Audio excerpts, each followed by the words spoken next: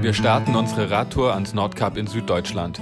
Vor uns liegen 4300 Kilometer, 5 Länder und 250 Stunden im Sattel. Innerhalb Deutschlands fahren wir auf dem Iron Curtain Trail, entlang des ehemaligen Eisernen Vorhangs durch Rhön und Harz bis an die Ostsee. Von der Insel Fehmarn geht es mit der Fähre nach Dänemark, über Kopenhagen und weiter nach Schweden, wo wir den größten Teil der Reise verbringen. Einmal quer durch das Land vorbei an großen und kleinen Seen bis an die schwedische Ostküste, nach Lappland und über die finnische Grenze. Der letzte Teil führt durch Norwegen, einen großen Fjord entlang bis zum nördlichsten befahrbaren Punkt Europas, das Nordkap.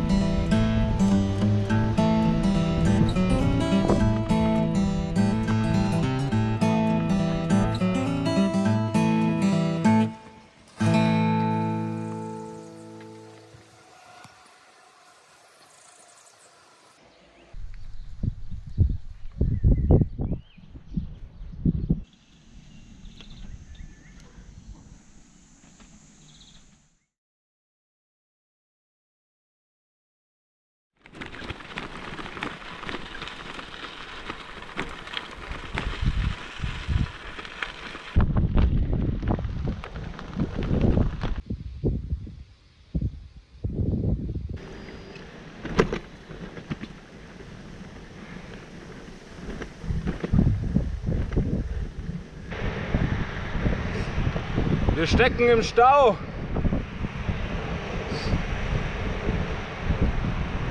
Kathi fährt Schleifen, um die Reifen warm zu halten.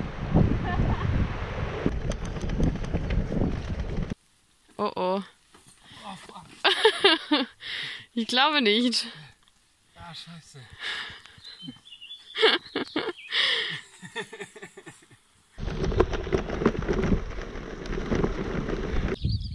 Komm nicht klar. Wo zur Hölle sind wir hier gelandet?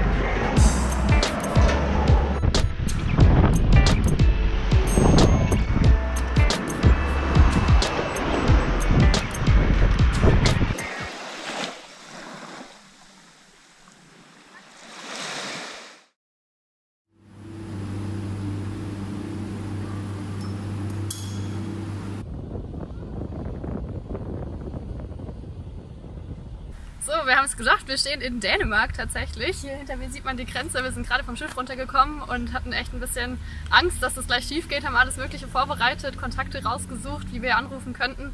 Wir sind hingefahren, er fragte uns, und wie viele Tage in Dänemark? Wir sagen, ja, wir sind nur auf der Durchreise, wollen nach Schweden. Okay, viel Spaß, da hinten geht's lang. Und zur Feier des Tages gibt es heute Schweizer Käsefondue auf dem dänischen Campingplatz.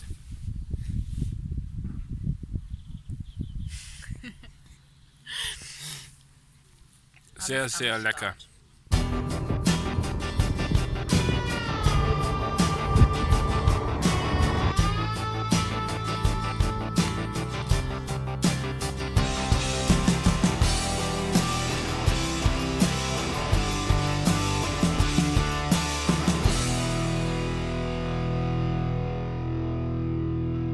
wir fahren jetzt entlang der schwedischen Westküste. Im Naturreservat. Genau, im Naturreservat. Immer wieder mal sieht man auch das Meer durch die Bäume. Es ist natürlich extrem windig. Es gehört sich am Meer wahrscheinlich auch so. Und außerdem sind wir das gewohnt, weil es ist eigentlich immer extrem windig. Ja.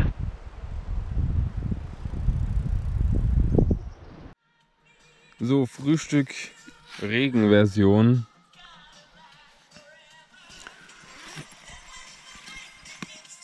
Wir machen schön Wasser heiß im Vorzelt. Und dann gibt es hier unseres Daily Porridge und unser Kaffee. Heute mal im Zelt.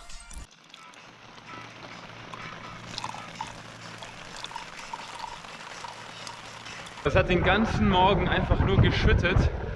Und wir sind ganz froh, dass wir das im Zelt ausgesessen haben und im Zelt gefrühstückt haben. Und wir haben dann auch den richtigen Moment abgepasst, um zusammenzupacken, weil seither regnet mal zumindest nicht mehr. Und es ist auch relativ windstill. Also was will man mehr? Zu früh gefreut!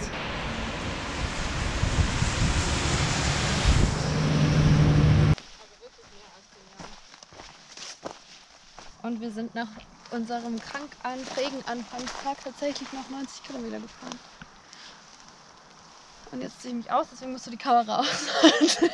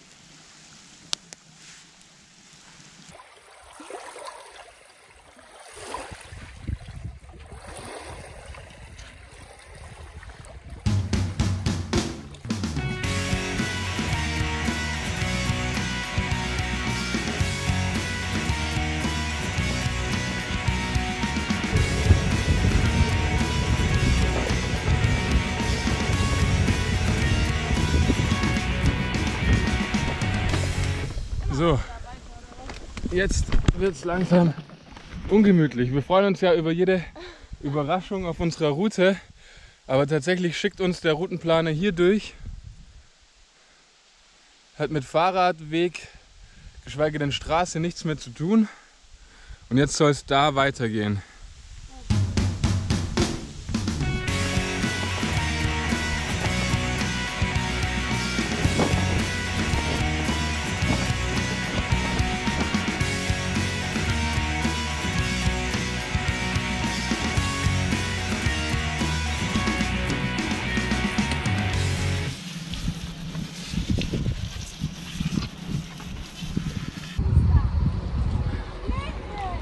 Leider ist der Reifen nach gut 2000 Kilometern ziemlich durch. Gleich einen neuen gekauft und muss den aufziehen.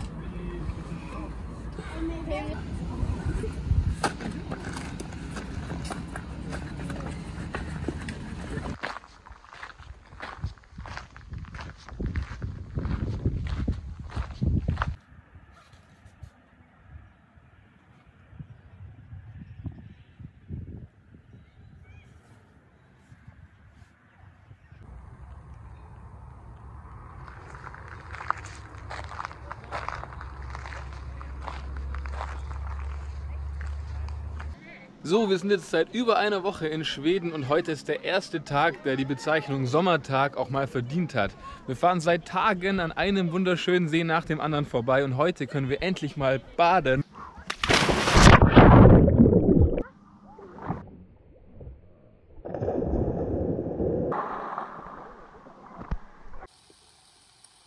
Heute gibt es orientalischen Reis, hier Expressreis, allerdings in der Fancy-Version mit Spinat, Datteln, Tomaten und Feta und dazu Brot und Hummus. Richtig gute Sache. Und das bei diesem Ausblick.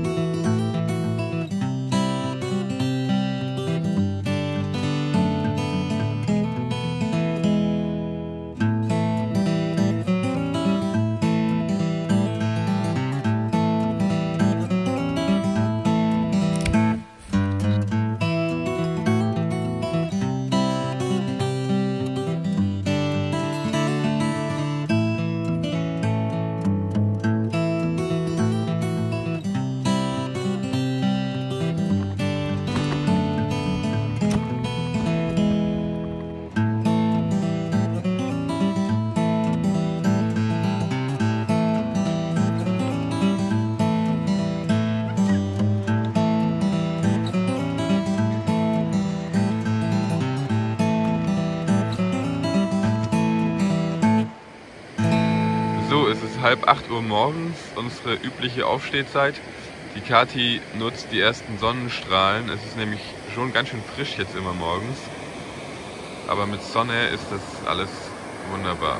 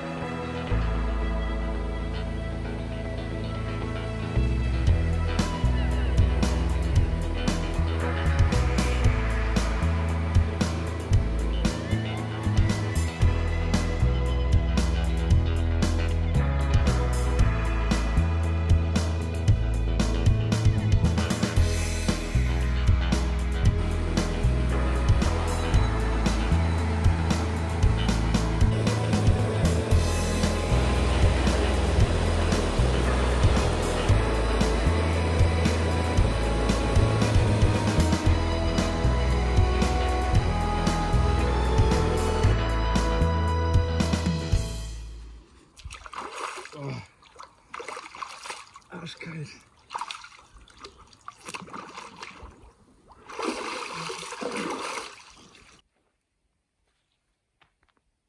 Die Kathi hält unsere Eindrücke fleißig fest in unserem stichwortartigen Reisetagebuch.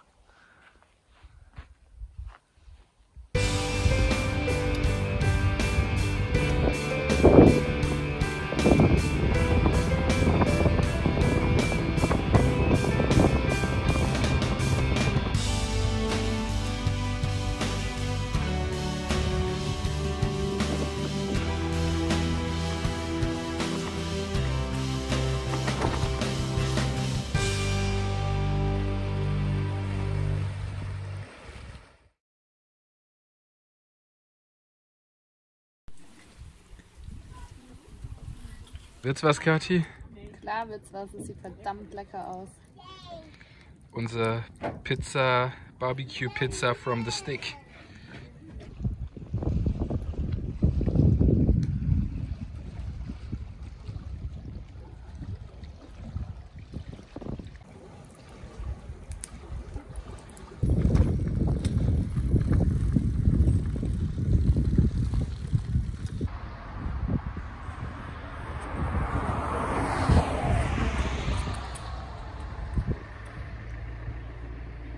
Ja, also nach fast 3000 Kilometern der erste Platten musste ja mal passieren.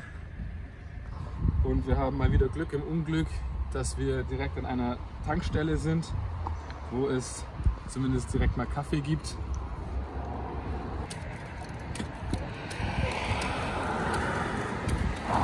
Also wir stehen jetzt hier an der Autobahn und es gibt leider keinen anderen Weg. Wir sind schon ein paar Mal hier hoch und runter gefahren und wir müssen jetzt leider einmal hier rüber. Unsere Fahrräder darüber hieven und wir freuen uns schon richtig drauf, auf dieser Straße Fahrrad zu fahren.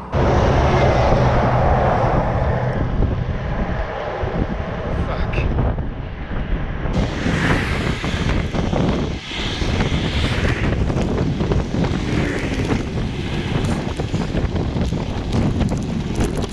Unsere Wildcamping-Spots sind echt super unterschiedlich.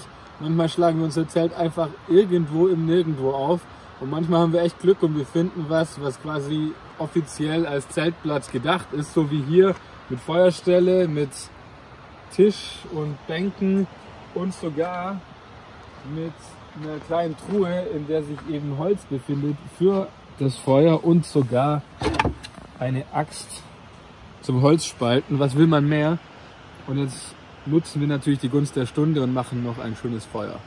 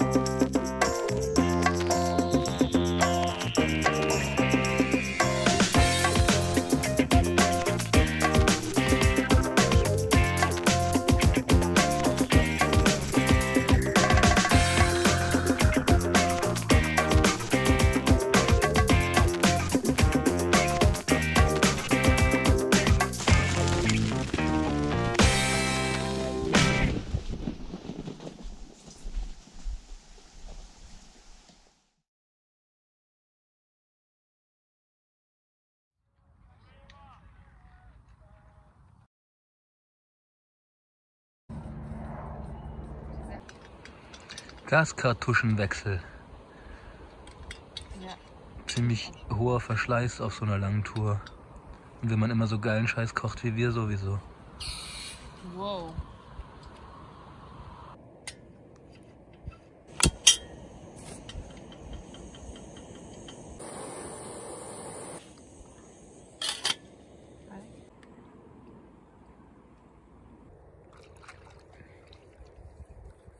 Timo hat seine eigene Spülinsel.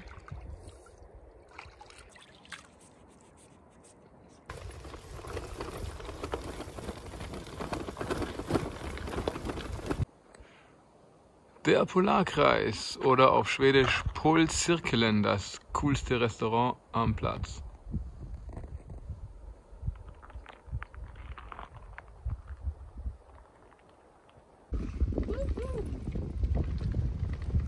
Juhu, der Polarkreis.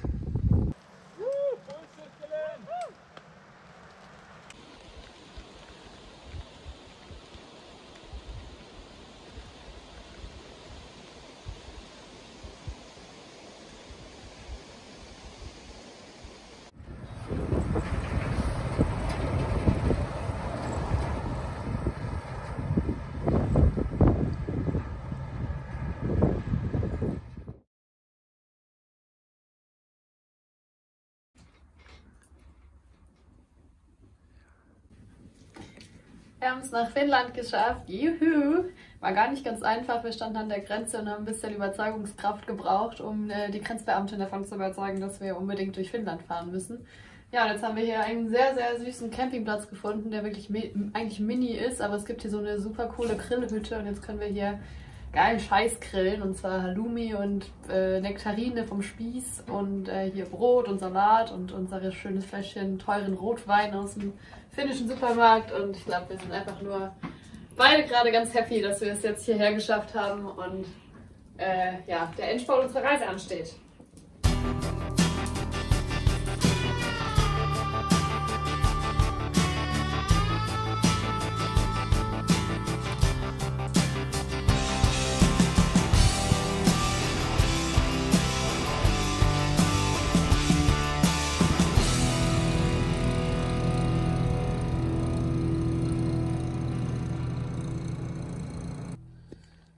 Also heute Abend gibt es Suppe aus Tassen und Brotzeit im Zelt.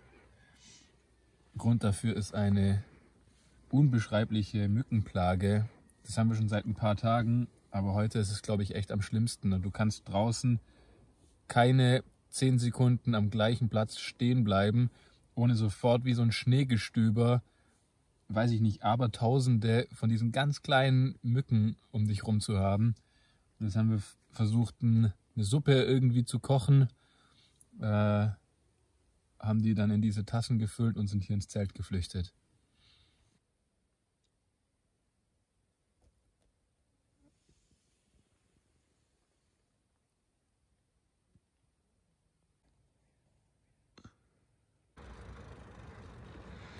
Im Nebel durch Lappland, sehr mystisch.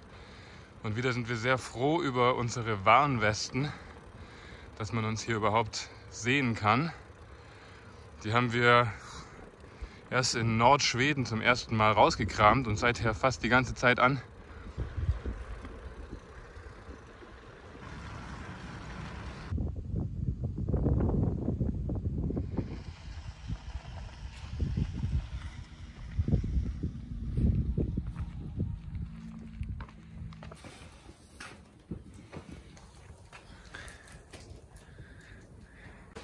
Wir sitzen hier im Tiffy am Feuer auf dem Campingplatz. Hallo. Echt eine coole Sache. Hallo.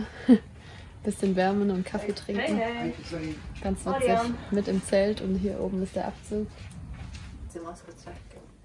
Arvid håller stigen här och jag klättrar upp.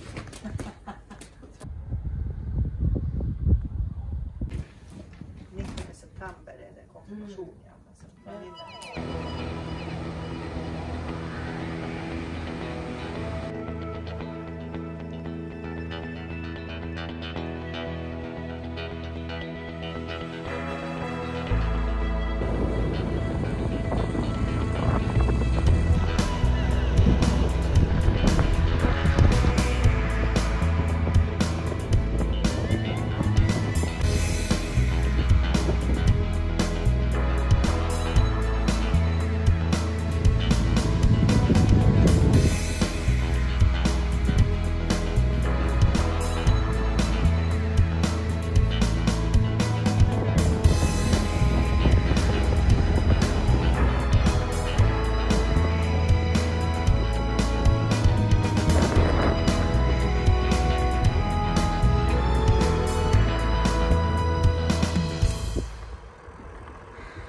So, und das ist Schnee.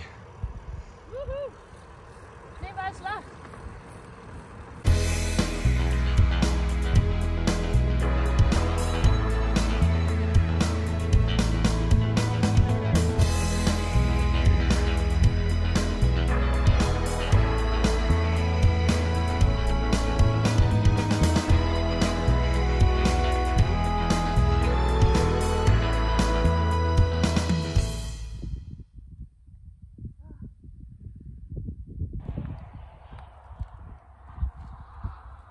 Heute gibt's Pasta. Timo hängt halb aus dem Zelt, um die Nudeln im Vorzelt zu kochen, weil es draußen ein bisschen kalt ist.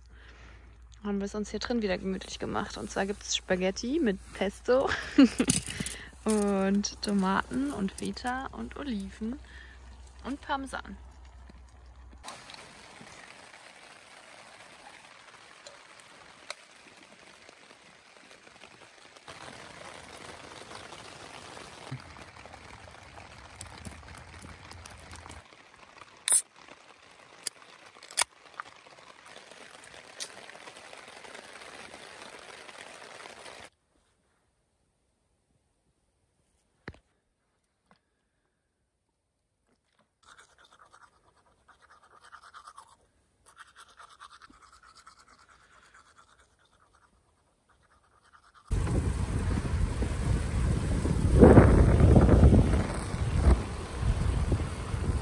Schön nass und kalt.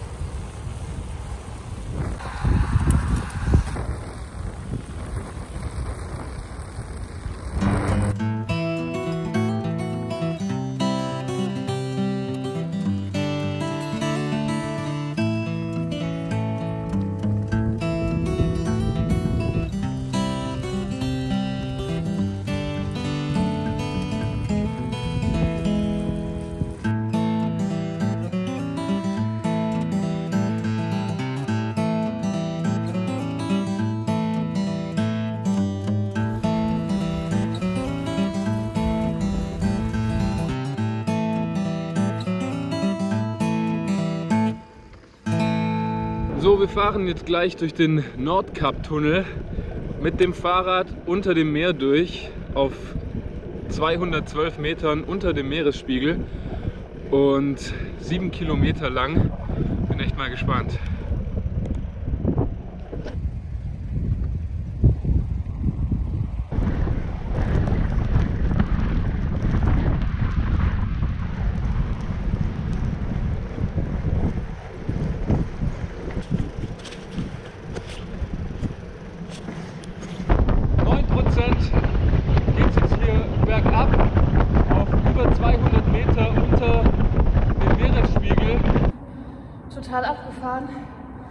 ist arschkalt, aber hier geht es jetzt schon wieder hoch, 9% Steigung, also uns wird schnell warm, aber es ist echt total verrückt.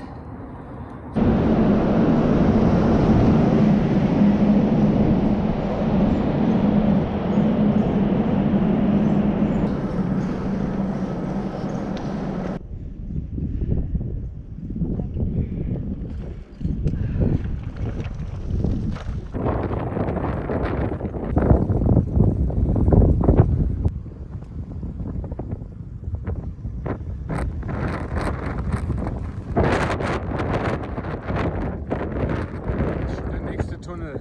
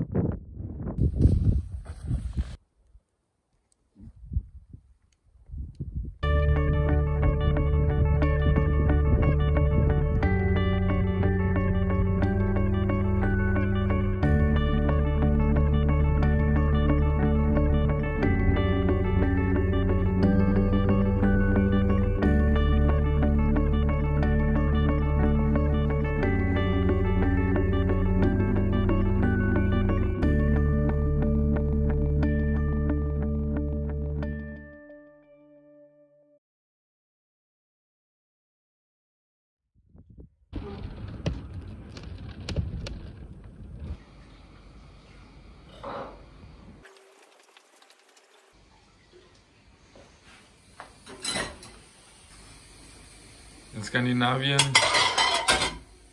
hat jeder Campingplatz einen Aufenthaltsraum mit Küche. Und wenn die Campingplätze noch so klein oder schäbig sind, aber es gibt immer eine Küche und das ist als Radfahrer natürlich Gold wert.